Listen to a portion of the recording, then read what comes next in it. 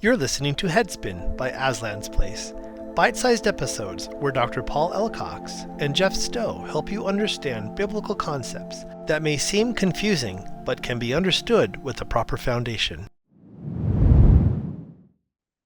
So, Paul, we're talking about God causing things, God not causing things. We have the fall that's put us in the situation. God is all powerful. So, did God cause this to happen? Did God want this to happen so he could come in and save the day? Is this just needless suffering so that we have a reason to sing praise songs to God? What's going on? That's another excellent question. I grew up in a home where my mother, somewhere probably when I was in grammar school, developed myasthenia gravis and would end up all the way into my early years of marriage, going in and out of the hospital. She'd be sent to intensive care where all of her body systems had totally shut down, and then she'd get better. And this was a cycle we lived with. I actually had hospital training for being a pastor by visiting my mom so many times in the hospital. And so obviously the question is, well, why is she suffering like that? I love my mother. I don't want to see her being in pain. It is horrible to see her totally out of control. And you dealt with this last time, Jeff, where you said, well, God had his reasons to do this. And but that argument breaks down eventually where I remember when I was a young youth pastor, a young boy was run over by a Cadillac in his fifth wheel. And then I went to the hospital, the pastor's there, I was there, and the boy died. And then I was given the task to go to his house, to the brother's house, and tell the brother that his brother had just passed away. And of course, in those kind of situations, what do you say? Well, it is no comfort to say, well, God had his reasons. The people say, well, now there's another angel in heaven, which is absolutely stupid. Angels are not people that die and go to heaven. Or God wanted to take them to heaven early, which is also a terrible answer to give.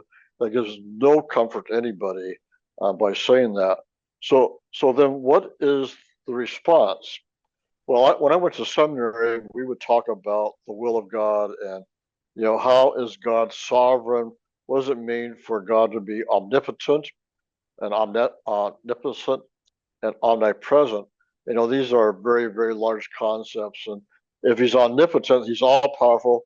Well, then you go that direction. You say, well, yes, that is true. Obviously, I believe that. That's in the Bible. Well, then why can't he stop that from happening? Correct? Why can't he stop that boy from being killed or my mom from having myasthenia gravis? And Exactly. so then in theology we talk about the permissive will of God.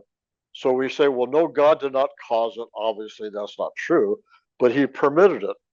So I grew up with that. I accepted that. I taught that, and answered questions like that. And I have a good friend, and she has, I think I referred to her earlier. She's gone to heaven, and she was given a word from the Lord. And actually, I have probably hundreds of pages of words that she gave over the course of ministry with her and working with her. And uh, in one of the sessions where we're dealing with someone who's very, very, very wounded, uh, and she would really question God and challenge God about why did you allow this terrible abuse to happen to me as a child? And all of a sudden, in her word from the Lord through an angel, the Lord said, "I did not do this, nor did I allow it." And I was so taken back, Jeff.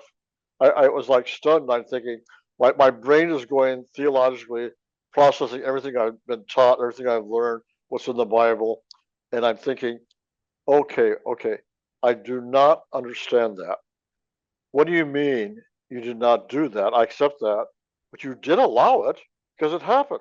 And you Well, could have. I don't understand that either. And unfortunately, we're going to have to put a pin in it right there and carry this on next time because I think I like that. I like this. Headspin is hosted by Jeff Stow and produced by Aslan's Place Ministry. For more information on Aslan's Place, visit aslansplace.com.